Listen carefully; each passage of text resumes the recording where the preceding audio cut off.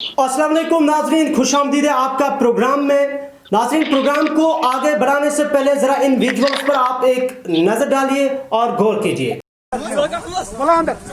Please please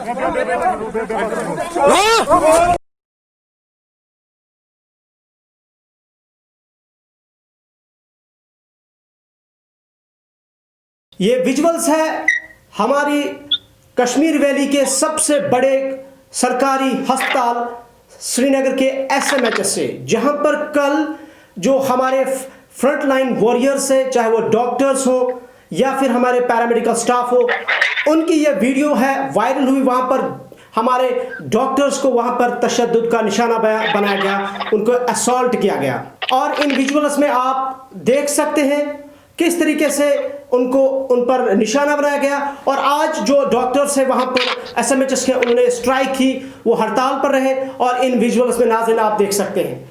तो बहरहाल जो हमारे डॉक्टर्स हैं, फ्रंट लाइन वॉरियर्स हैं, इस वक्त पैंडेमिक में या इससे पहले भी अगर हम बात करें, लेकिन इनको हमेशा क्यों सॉफ्ट टारगेट किया जाता है और दौरान ड्यूटी इनको किस तरीके से निशाना बनाया जा रहा है, तो इस पर हम मजीद गुफ्तगू करेंगे। हमारे साथ इस वक्त लाइन पर जुड़ चुके 4 हमारे मेहमान।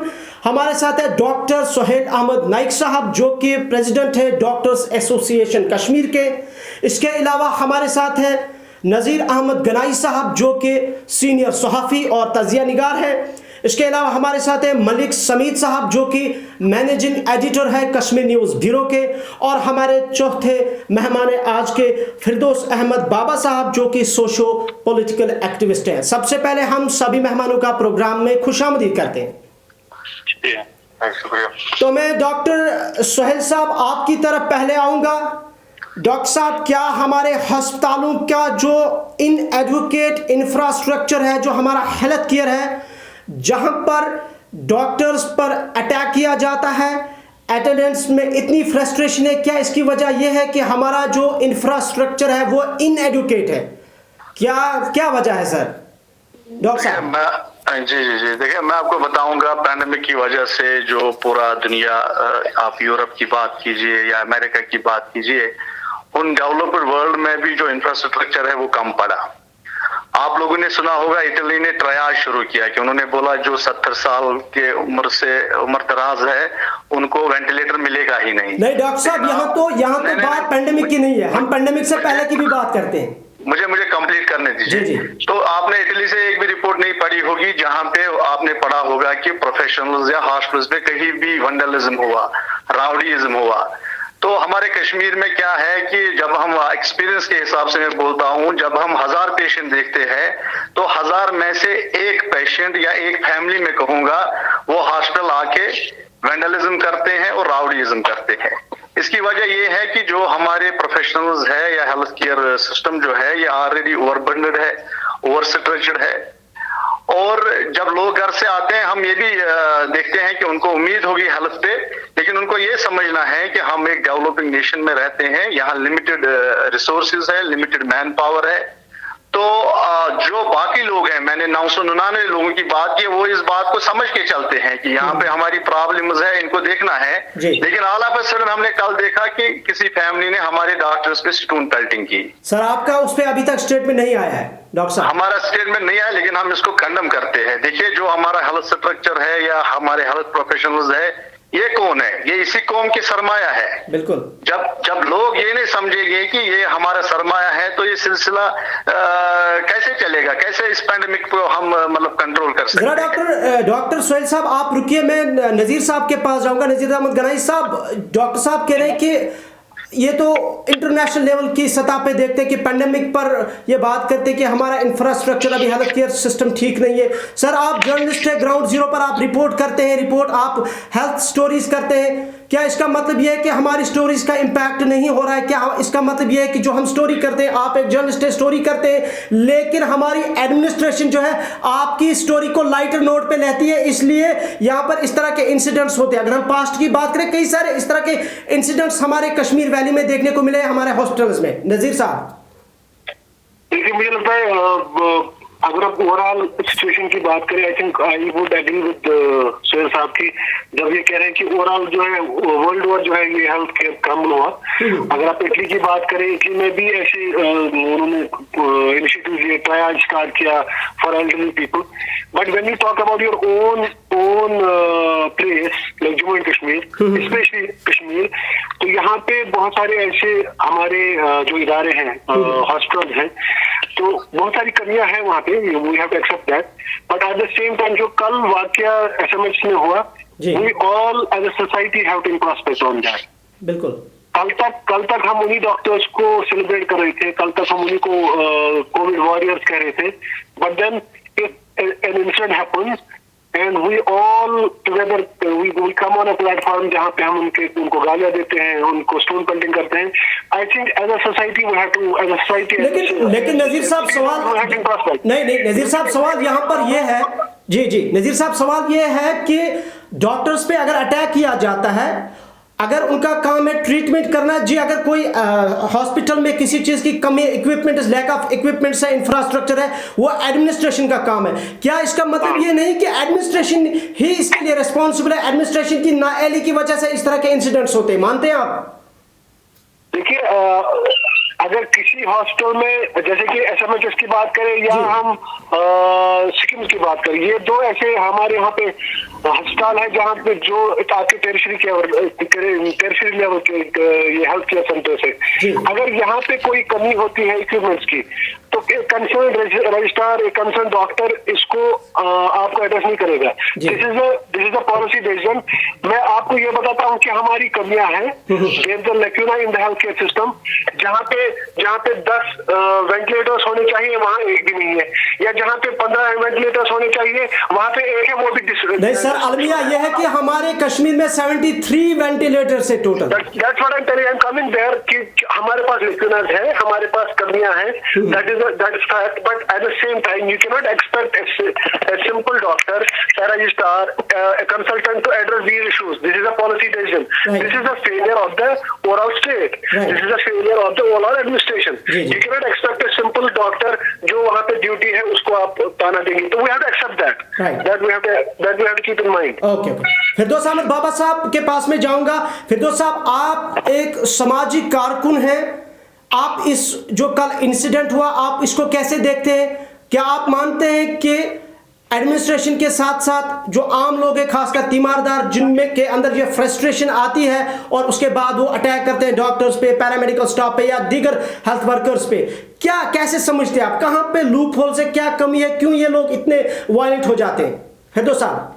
जी, सदर हॉस्पिटल श्रीनगर में कल जो भी वाक़ा हुआ, जो डॉक्टर साहिबा के पे हमला हुआ, वो बिल्कुल कंडेमनेबल है और उस पर जितनी भी हम कंडेम करना चाहें तो वो कम होगी। तो बिल्कुल जैसा कि सभी मेंबरान ने अभी कहा कि मतलब डॉक्टर्स जो हैं वो इस पेंडेमिक में रियल हीरोज हैं, मगर साथ ही हमें ये चीजें भी देखनी चाहिए कि डॉक्टर्स की रिस्पॉन्सिबिलिटी क्या है, और हमें ये भी देखना है कि ब्लैक शीप्स कौन से हैं जो भी हर एक कम्युनिटी में होते हैं, वो उन चीजों को हमें देखना है।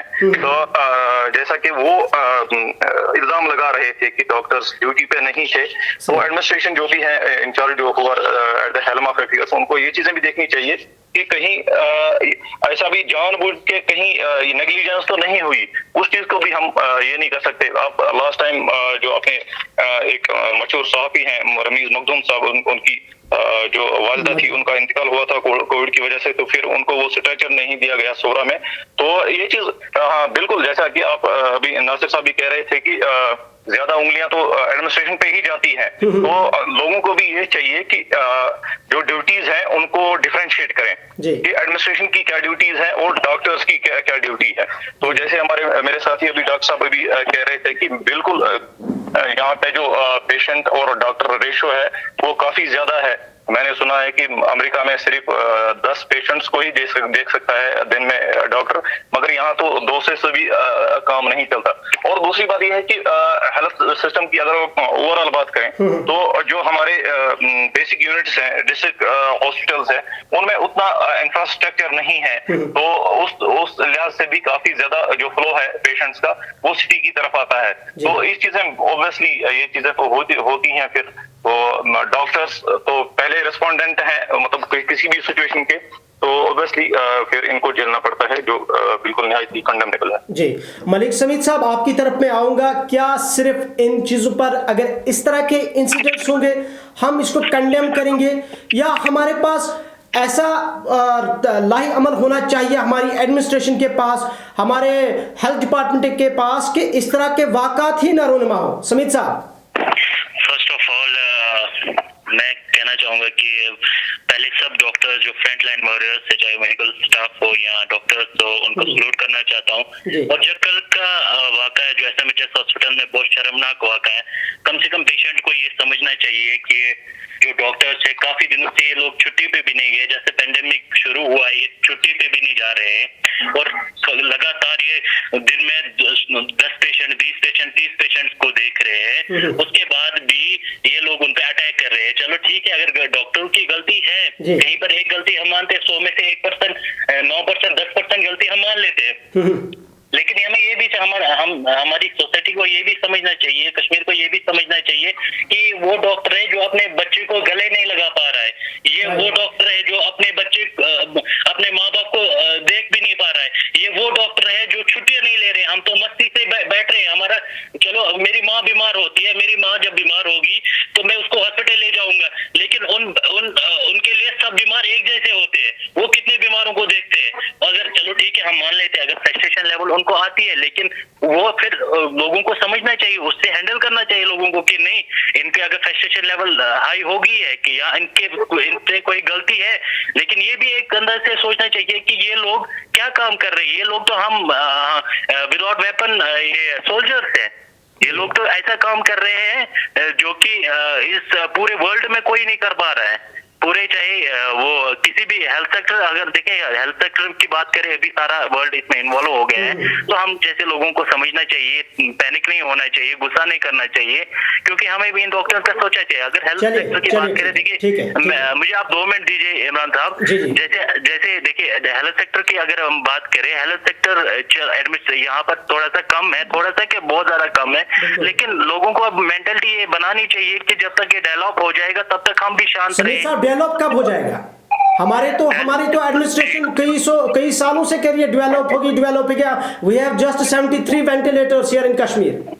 जी मैं आपको ये भी बताऊं, बांडीपोरा डिस्ट्रिक्ट में तो अभी एक वेंटिलेटर भी नहीं है। वहाँ कहाँ पे इससे बड़ा अलमिया क्या हो सकता है? छोटी, ये तो दूर दूर की बात है कि यहाँ पर कोई हेल्थ सेक्टर में डेवलपमेंट होगी। यहाँ तो काफी ज्यादा दावे करते हैं, चाहे भी कोई भी गवर्नमेंट हो। आज गवर्नर रूल है, सेंटर के अंदर सारा आता है, लेकिन बड़े बड़े दावे किए जाते हैं, लेकिन दावे कुछ भी नहीं होते हैं। दावे ये बस जब वोट बैंक होता है।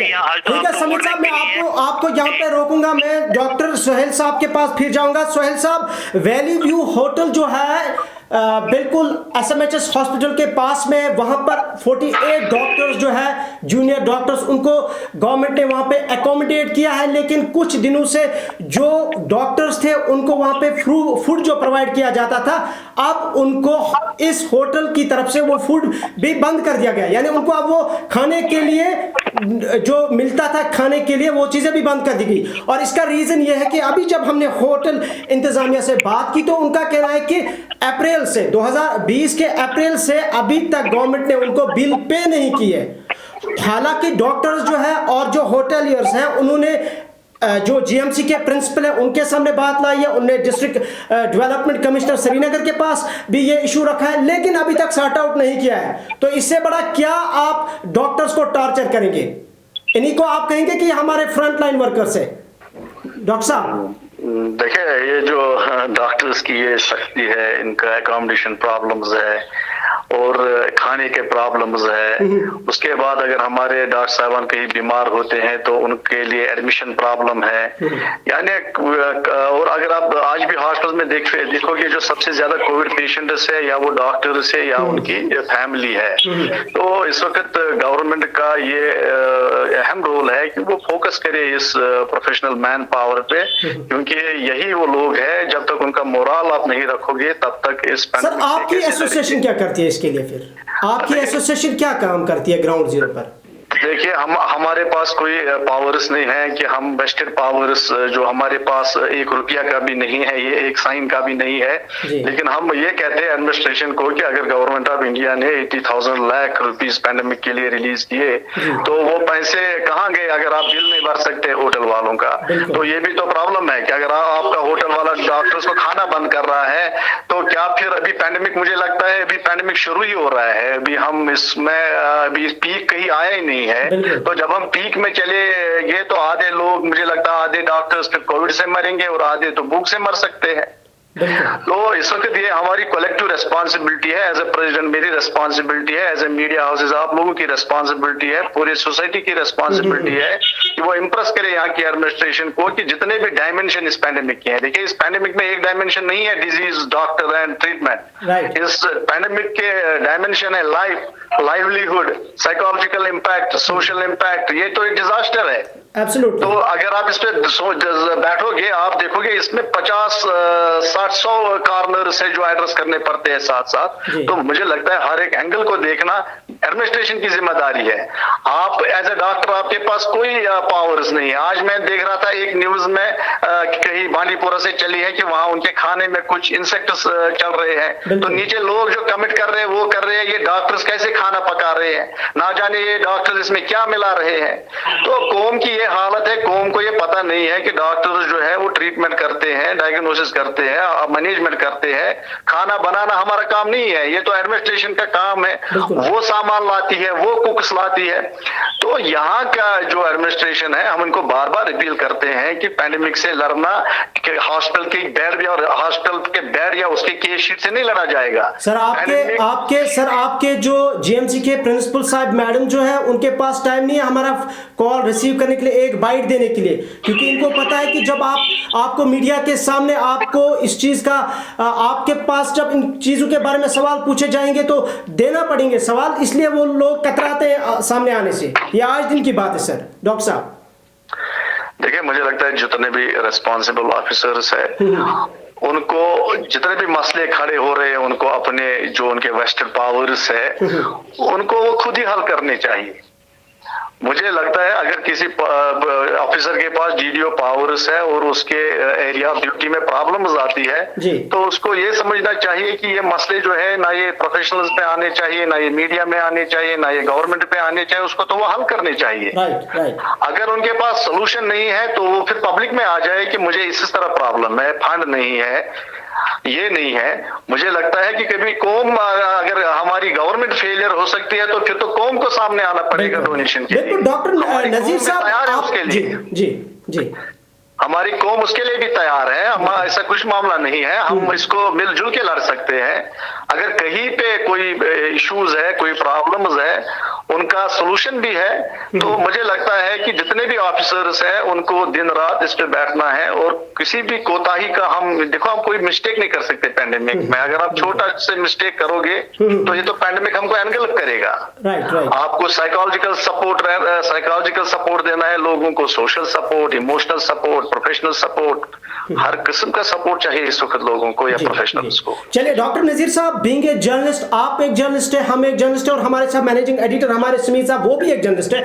बीइंग ए जर्नलिस्ट आप क्या समझते हैं, क्या ये इशू सिर्फ डॉक्टर्स का है, क्या ये इशू सिर्फ पैरामेडिकल स्टाफ का है, क्या हमें उन लोगों को भी एड्रेस नहीं करना चाहिए, उन लोगों की तकलीफ को नहीं देखना चाहिए, चाहे अटेंडेंट्स हो चाहे पेशेंट्स हो जो दूर दराज इलाकों से आते हैं। आपने रिसेंट पास्ट में कई सारे वाकयात देखे, चाहे अनंतनाग का इंसिडेंट देखा होगा आपने या हंदवाड़ा में जो हुआ, जिस तरीके से हॉस्पिटल के अहाते में वहां पे उनकी डिलीवरी हुई। तो इस तरीके आप कैसे समझते, क्या उनकी तकलीफ को हम नहीं समझ सकते, क्या उनके भी क्या वजह है कि वो लोग इतने फ्रस्ट्रेट होते हैं, फिर इस तरह के इंसिडेंट्स होते हैं? नजीर साहब देखिए, ओवरऑल अगर आप देखिए हमारा जो हेल्थ सेक्टर है, यहाँ की फैसिलिटीज बहुत स्कार्स है, बहुत ही लिमिटेड है। लेकिन उस लिमिटेड फैसिलिटी में, उस लिमिटेड जो है हमारे इंफ्रास्ट्रक्चर है, उसमें हमारे डॉक्टर्स अनडाउटेडली कुछ डॉक्टर्स ऐसे हैं जो wholeheartedly with full dedication and commitment they work 24/7, but at the same time we have to also accept this thing कि पॉलिसी डिसीजन पे, पॉलिसी लेवल पे कुछ ऐसी चीजें हैं जो फुलफिल नहीं होती। अगर आप आज की बात करें, कुछ ऐसे लाइफ सेविंग ड्रग्स हैं which are falling short.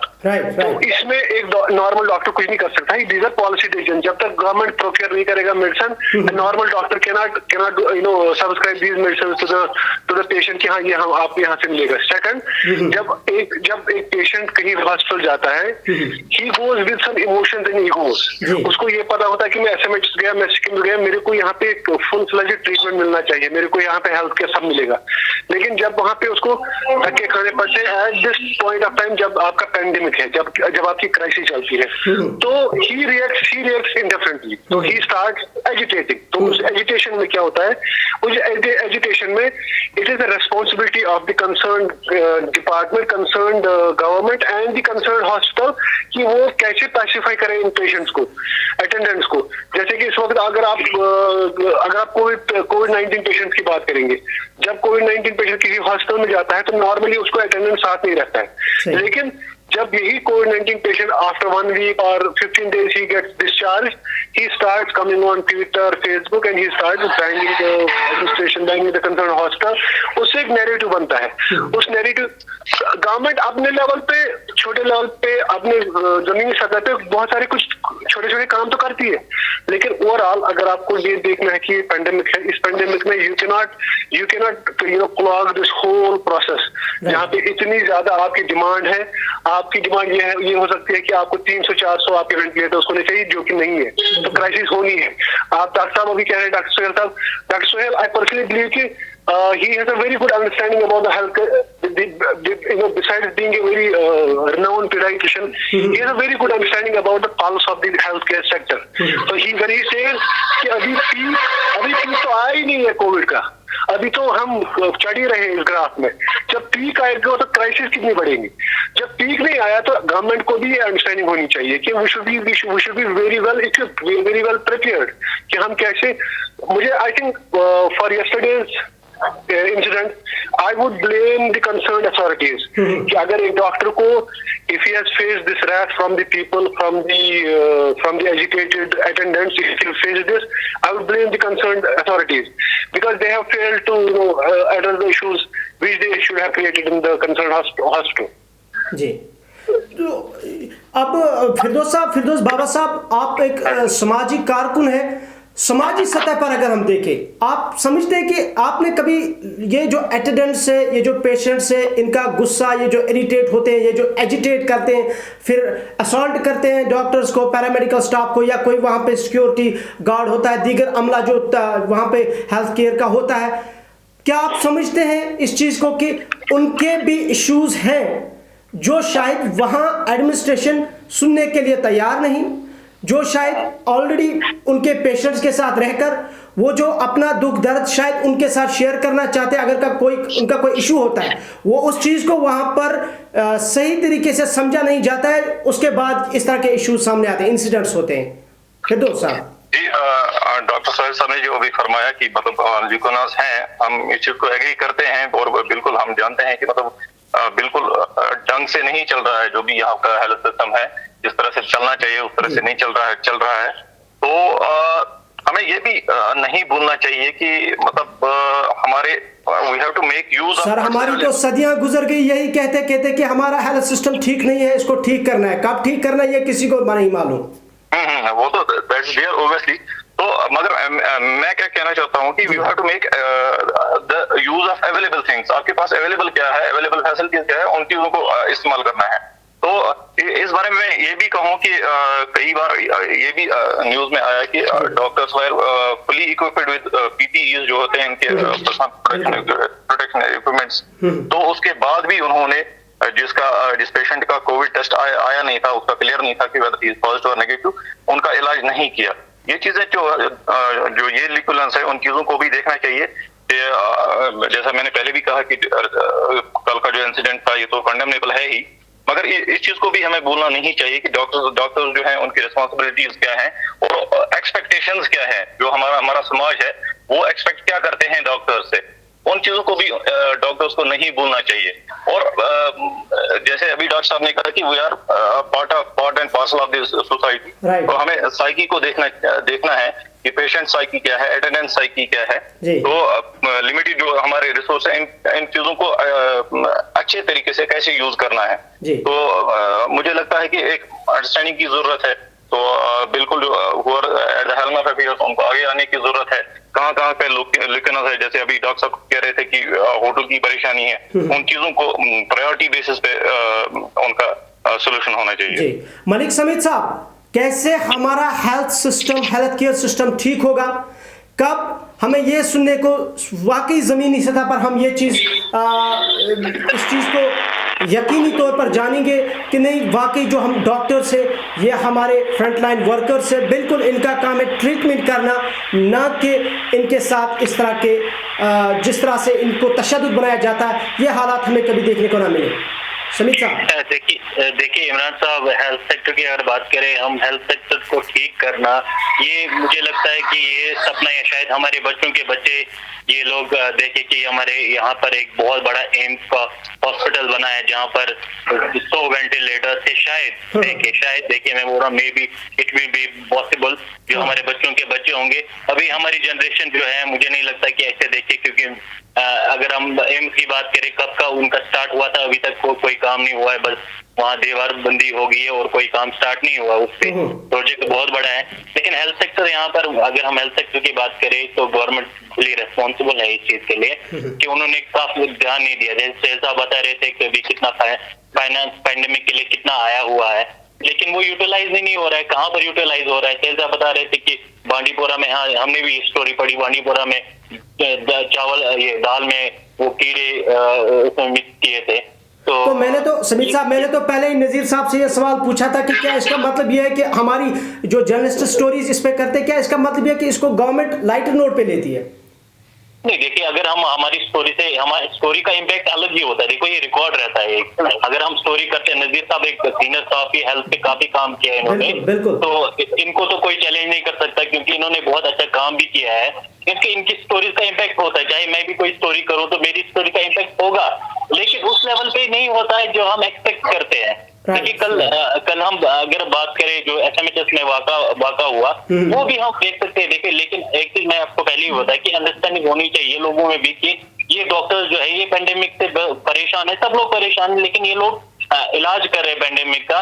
Junior residence doctors, मैं सीनियर्स की बात नहीं कर रहा हूँ क्योंकि जूनियर अभी इस पे काम कर रहे हैं।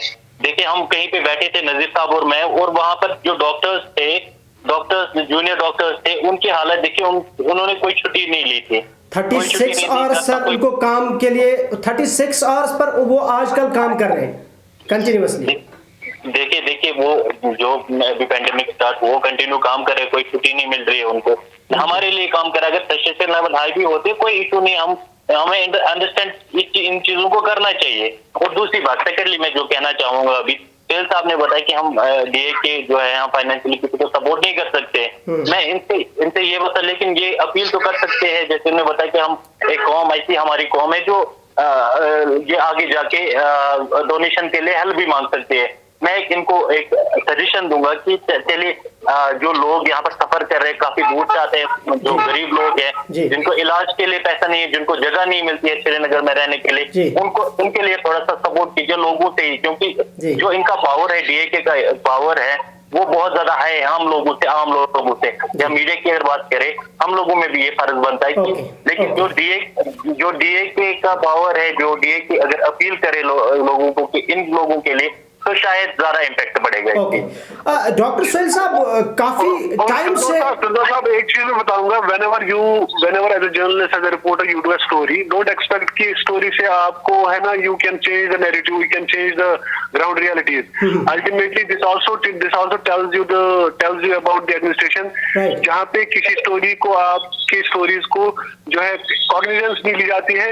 आप स्टोरी इसलिए भी करते हैं कभी कभार कि आप वो चीज एडमिनिस्ट्रेशन के सामने लाते हैं जो जहाँ पे लिखना आपको लगता है। When you file a story on politics, when you file a story on healthcare, तो आपको लगता है कि इस क्यों ना है, then administration immediately they start acting on it and they do something. तो उसमें 4 चरण ये लग जाता है कि ठीक है आपकी स्टोरी का इम्पैक्ट होता है and then that issue is resolved. लेकिन अगर सिचुएशन ये है कि बहुत सारे रिप्यूटेड रिनाउंड जर्नलिस्ट, अब तो ये है कि I think every report is now covering health. मुझे लगता है कि अब अगर इसके बाद भी administration can not even think and administration can not even introspect कि हमें हेल्थ केयर सेक्टर को प्रायोरिटाइज करना चाहिए। हमें ओवरऑल ये भी नेशनली देखना चाहिए कि हमारा जो ओवरऑल बजट है it goes to the defense, it doesn't go to the health. Right. Whereas if you talk about the developed countries, the budget is divided into education and the healthcare. There the defense is not priority. So these are some policy decisions which are taken at the higher level where talk about it. Even you as a reporter cannot talk about these things, but yes, you can just highlight these things. Okay, health should be prioritized. Health is something that should be now the topmost priority of the government. And I think if there's a huge chunk of money which has been sanctioned for health, and I think as civil society members we should ask where that money has gone. नजीर साहब, मैं आपको यहाँ पे बताना चाहूँगा, जो health sector में जो पैसा आया हुआ है वो यूटिलाइज नहीं हुआ है। जहां तक हमारी रिपोर्ट से, जहां तक सेल साहब बता रहे कहाँ गया वो पैसा। लेकिन एज ए डीए के प्रेसिडेंट सेल साहब क्या अपील कर सकते हैं लोगों को कि जो लोग गरीब है, दूर से आते हैं, उनके लिए एक एकोमोडेशन रखे, उनके लिए खाना रखे, तो क्या हमारा फर्ज नहीं बनता है कि चले उनके लिए कुछ कर सके? जी समीत साहब वो भी हम सोहेल साहब से जानेंगे, आपका सवाल भी लेके सोहेल साहब से हम ये जानना चाहेंगे। डॉक्टर साहब काफी टाइम से सिक्योरिटी के लिए रिक्वेस्ट कर रहे हैं, डॉक्टर्स डिमांड कर रहे हैं, लेकिन बात वही जो हम ट्रेडिशनली चलते आए हैं, कुछ भी नहीं हो रहा है ग्राउंड जीरो पे। देखो, मैं आपको बताऊं ऐसे कि अगर हम एक महीने में देखेंगे कि हमारे हॉस्पिटल्स में कितने पेशेंट्स मैनेज हो रहे हैं ऑपरेशन से लेके मतलब ट्रीटमेंट तक, तो मेरा रफ एक एस्टिमेट है कि हमारे कश्मीर में जो 11 डिस्ट्रिक्ट्स हैं, हम लगभग महीने में 15 से 20 लाख पेशेंट्स देखते हैं। मतलब मैं प्री कोविड की बात करता हूँ, लेकिन आप लोग 20 लाख या 1 लाख या 50,000 कंसंट्रेशन भी नहीं देख रहे हैं। एक महीने में हम 5-10 कंसंट्रेशन देखते हैं। तो इसका क्या मतलब है? इसका मतलब ये है कि जो हमारा पूरा कौम है वो सिविलाइज्ड है जी। लेकिन इस कौम में कुछ एरोगेंट्स है, कुछ राउडीज है जो इस माहौल को बिगाड़ते हैं। सही। मतलब वो कहते हैं ना कि अगर तालाब में एक गंदी मछली है तो तालाब को खराब कर देती है। बिल्कुल आपको तालाब का पानी नहीं निकालना है, तालाब का पानी आपको साफ है, आपको उस गंदी मछली को निकालना है। लेकिन मसला है डॉक्टर साहब, उस मछली को कैसे ढूंढा जाए? बिल्कुल, उस मछली को निकाला जा सकता है। हम गवर्नमेंट को बार बार अपील करते हैं कि आप सिक्योरिटी को बढ़ाओ, आप एक लॉ लाओ जिसपे जो भी वैंडलिज्म करेगा हॉस्पिटल में वो अरेस्ट होना चाहिए अंडर नॉन बेलेबल एक्ट। आप मुझे बताएं, हिंदुस्तान ने एक एक्ट पास किया रिसेंटली, एपिडेमिक एक्ट जो पास किया, जहां उन्होंने बोला जो भी हॉस्पिटल में राउडीइज्म करेगा, वैंडलिज्म करेगा, उसको 6 महीने या 6 साल के लिए बंद करो, सजा। बिल्कुल। अगर कल इस फैमिली ने वहां डॉक्टर पे पत्थर मारा, मुझे लगता है ये पहली वो गंदी मछली है जिसको 6 साल के लिए आप बंद करो। लेकिन डॉक्टर साहब यहाँ सवाल ये है ना कि क्यों किया उस फैमिली ने, क्या वजह है? अगर वो कह रहे कि हमारे वहां डॉक्टर नहीं अवेलेबल था, हम गए कि डॉक्टर साहब कहाँ हैं, लेकिन हम नहीं कहते कि ब्लेम उन डॉक्टर्स पे नहीं, रेजिडेंट्स पे, आप जूनियर रेजिडेंट्स पे, या वहां पर जो पीजी डॉक्टर्स हमारे बैठे सीनियर्स का, तो वो तो हमें जो सोर्सेस, हमारे पास जो सोर्स है कि वहां पर अवेलेबल ही नहीं थे। देखो, मैं आपको एक बात कहूंगा, मेरी बात गौर से सुनना। अगर आपके पास ये कहते हैं ना cut your coat as per your size, अगर हमारे पास पैसा है दाल चावल खाने का तो हम गोश्त कहाँ से ला सकते हैं? सही बात है। मेरी बात सुनो, मेरा खुद का मैटरनल अंकल जिसकी डेथ हुई 2-3 साल पहले, मुझे सोरा में उसके लिए वेंटिलेटर ही नहीं मिला। क्या मैंने शोर शराबा किया? क्योंकि मेरे दिमाग ने ये सोचा कि वेंटिलेटर जितने हैं वो सारे बंद है। क्या मैं डॉक्टर को ये बोलता किसी और पेशेंट को वेंटिलेटर से उतारो और मेरे अंकल को उस पर डालो? कुछ अल्लाह ताला ने दिमाग भी दिया है ना हम लोगों को सोचने के लिए। सोरा में पिछले दिन एक डॉक्टर साहब की मदर की डेथ हुई, बाप उसका वेंटिलेटर पे था, वो खुद अपनी माँ को कुकरनाग लेके गया, उसको लास्ट जो राइट्स है फ्यूनरल वगैरह वो किया, कोई शोर शराबा नहीं हुआ। उसके बाद हमारे एक जर्नलिस्ट भाई है, उसकी माँ की डेथ हुई, उसने शोर शराबा किया कि मुझे ये नहीं मिला वो नहीं मिला। ये just is a difference of thought process, कुछ नहीं है। आपको अल्लाह ने आंखें दी है, कान दिए हैं, दिमाग दिया है, आपको खुद सोचना है कि जो हमारा लिमिटेड इंफ्रास्ट्रक्चर है, जो हमारे जो इनको अपना काम है, ये तो वही करेंगे। देखिए जितने भी लोग फेसबुक पे हेल्थ के खिलाफ लिखते हैं, मैं उनको भी मिसकरेंट समझता हूं। मैं कहता हूं ये सवाल डॉक्टर साहब मैं ऑलरेडी आपको करने वाला था कि हम देख रहे हैं सोशल मीडिया के डिफरेंट प्लेटफॉर्म्स पे जो कुछ हमारे इंटेलेक्चुअल्स हैं वो डॉक्टर्स के खिलाफ लिखते हैं, जिससे सोसाइटी में एक ऐसी नेगेटिव इमेज क्रिएट होती है हमारे डॉक्टर्स की। एक लाइन मुझे एक और बोलने दीजिए। आप मुझे बताइए, मिसक्रेंट्स ने इस पैंडेमिक को कंस्पिरेसी थ्योरी का नाम दिया, इनोसेंट लोगों ने उसको एम्पलीफाई किया। बिल्कुल बिल्कुल। और ये जो है ये टॉक ऑफ टाउन बना, उसके बाद लोगों का जो गार्ड ऑफ प्रोटेक्शन था वो कम हुआ। सही बात है, राइट। तो मैंने जो पहले ही बोला कि ये गंदी मछली पूरे तालाब को गंदा करती है। जब तक आप इन जो मिसक्रेंट्स हमारे कौम में है, जब तक हम उनको प्रॉपरली डील नहीं करेंगे, तब तक हमारे इस कौम को खतरा है, मैं आपको बताता हूँ। चलिए आखिर पर हम अपने चारों मेहमानों से एक एक सवाल पूछते हैं। सबसे पहले मैं जाऊंगा फिरदौस अहमद बाबा साहब के पास। बाबा साहब आपसे आखिरी सवाल है हमारा हेल्थ केयर जो इंफ्रास्ट्रक्चर है वो इनएजुकेट है। डॉक्टर सुहेल नाइक साहब ने भी कहा, हमारे सीनियर सहाफ़ी नज़ीर साहब ने भी कहा, मलिक समीद साहब ने भी कहा और आपने भी कहा, और हम भी जानते हैं। और मेरा सवाल आपसे यह है कि कैसे ठीक होगा, आपकी क्या सजेशन है? जी मेरी सजेशन रहेगी इसमें कि अभी डॉक्टर साहब सिक्योरिटी की बात कर रहे थे, तो मुझे लगता है, मेरी जाती राय ये है कि हमें डॉक्टर्स को सोशल सिक्योरिटी की जरूरत है जी जी, तो ना कि वो गार्डेड पुलिस पर्सनल्स की। तो एक सोशल सिक्योरिटी की जरूरत है। दूसरा आप कह रहे थे कि नहीं डॉक्टर एसोसिएशन जो है उनको फॉरवर्ड आना चाहिए कि फिर मतलब लोगों से अपील करनी चाहिए कि नहीं, ये उनका काम नहीं है, ये आपका काम है, ये मेरा काम है। As a social activist, as a political activist, ये मेरा काम है कि मैं लोगों को कन्विंस करूं, मैं लोगों को समझाऊं कि डॉक्टर्स के पास लिमिटेड रिसोर्सेज हैं। वी आर नॉट मतलब जैसे अभी नासिर साहब कह रहे थे कि हाँ, हम वो स्टेट नहीं है कि जहाँ पे प्रायोरिटी हमारी हेल्थ है।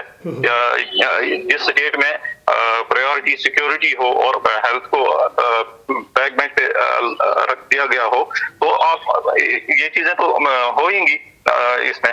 तो मुझे लगता है कि जो सोशल एक्टिविस्ट हैं, इनफैक्ट जर्नलिस्ट हैं, उनको अब आगे आना चाहिए कि इनकी सोशल सिक्योरिटी के लिए, तो इनकी जो लिक्विनाज हैं जहाँ पे एडमिनिस्ट्रेशन में, उनको मीट आउट करने के लिए हमें आगे आना चाहिए, तो तभी मुमकिन हो सकता है कि इसमें कुछ सुधार आ जाए। जी मलिक समीद साहब।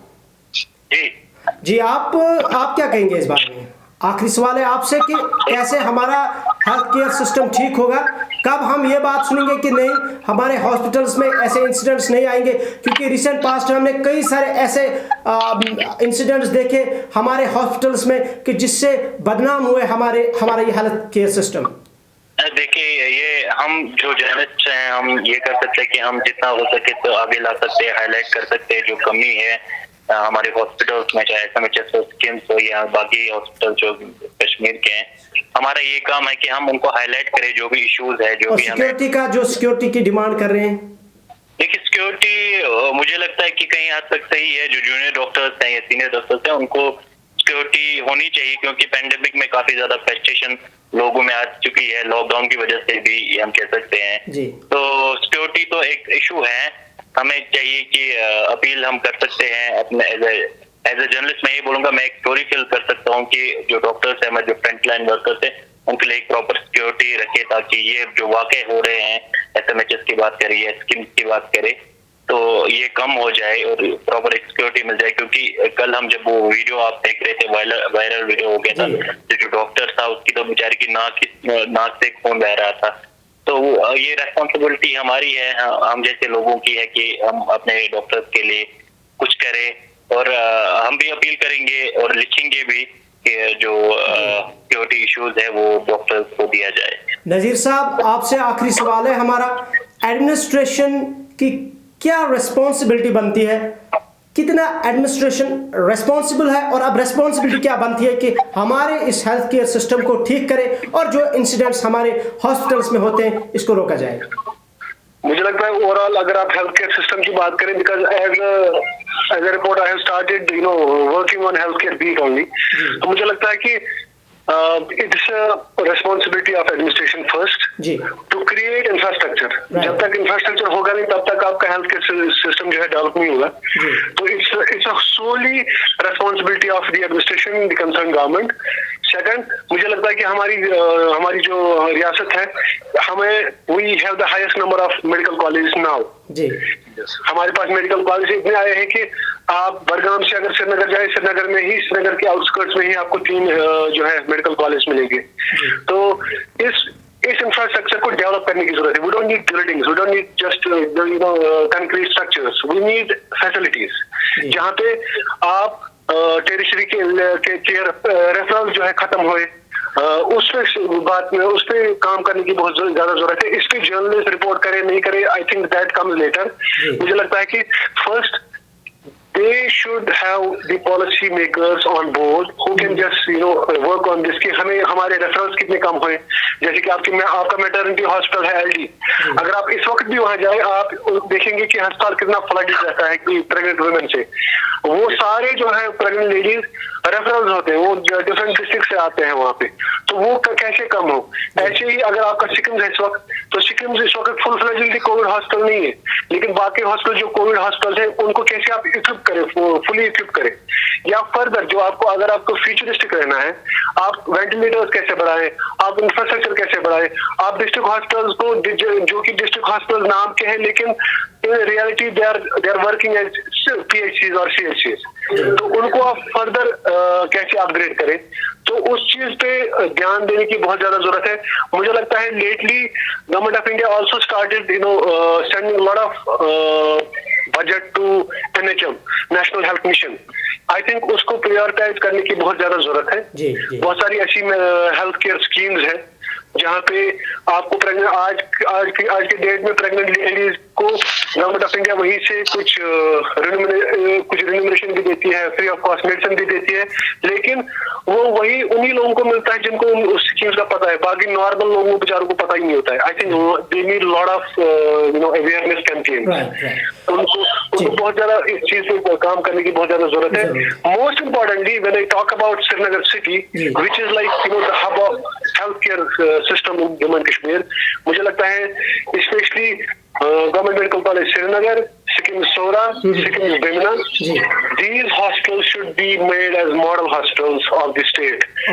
ताकि सारे वेंटिलेटर जो भी इक्विपमेंट्स इनको चाहिए ताकि वो सारे वहाँ पे हो। और आई थिंक इसके लिए डॉक्टर्स एसोसिएशन का एक ये भी हो कि डॉक्टर सोहेल साहब एक प्रेशर ग्रुप बन सकता है for government to keep that reminding कि भाई साहब ये चीज है नहीं, इस चीज को इंस्टॉल करने की जरूरत है, इस चीज को लागू। चलिए बहुत बहुत शुक्रिया नजीर साहब। तो आखिर पर हम डॉक्टर सोहेल अहमद नाइक साहब से हमारा आखिरी सवाल है, डॉक्टर साहब क्या आप एडमिनिस्ट्रेशन को प्रेशराइज करेंगे इस चीज के लिए कि जो खुसूसन जो कल जो एक हादसा हुआ, अभी तक सर आपका स्टेटमेंट नहीं आया है, और उनकी जो डिमांड है सिक्योरिटी को लेकर, या जो हम बात करें जूनियर डॉक्टर्स की, सीनियर जो रेजिडेंट्स है इसमें, PG डॉक्टर्स जो इसमें सबसे ज्यादा उनको इसमें प्रॉब्लम होती है, उनके हवाले से आप कितना, आपकी एसोसिएशन क्या रोल आगे इस चीज को अप्रोच करेगी एडमिनिस्ट्रेशन के साथ, और मजीद आपकी क्या मैसेज होगी हमारे प्रोग्राम के आखिर पे चलते चलते डॉक्टर साहब?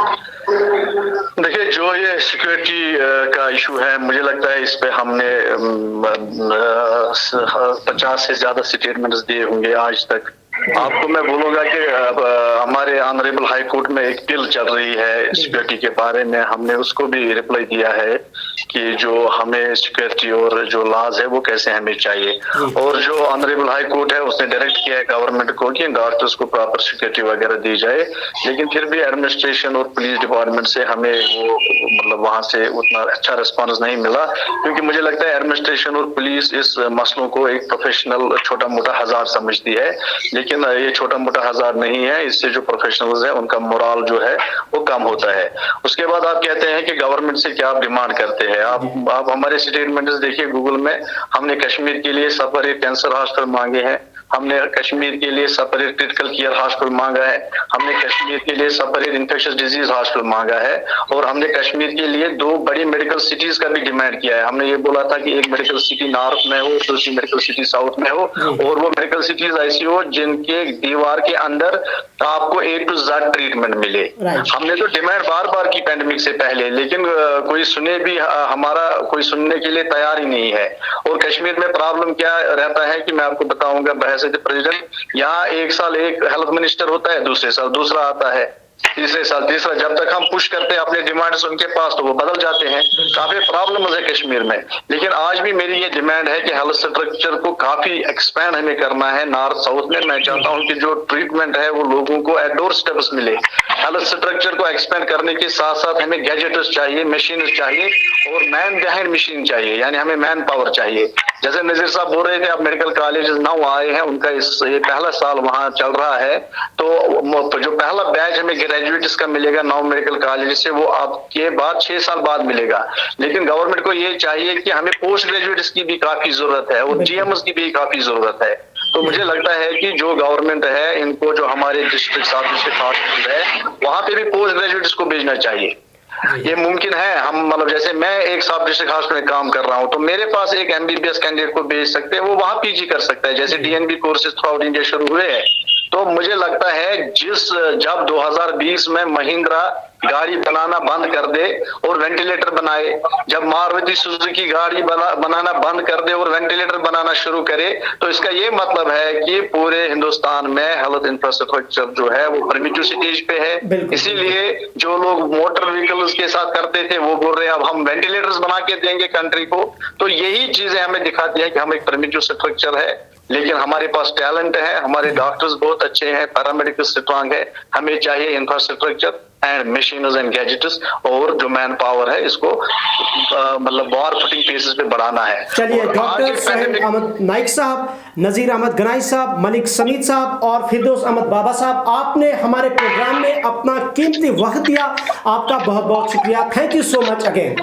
जी नाज़रीन, आज हमने प्रोग्राम में बात की हमारे हेल्थ केयर सिस्टम के हवाले से कश्मीर में, और जो खुसूसन कल शाम को जो इंसिडेंट हुआ हमारे श्रीनगर के SMHS हॉस्पिटल में, एक लेडी डॉक्टर को असॉल्ट किया गया एटेंडेंट की तरफ से, और उसके बाद वहां पर स्ट्राइक शुरू की डॉक्टर्स ने, और उस हवाले से दीगर कई इश्यूज पर हमने आज बात की। और अगले प्रोग्राम में इंशाल्लाह किसी और मौजू के साथ हाजिर होंगे। तब तक दीजिएगा इजाजत अपने मेजबान इमरान नाइक को। अल्लाह हाफिज।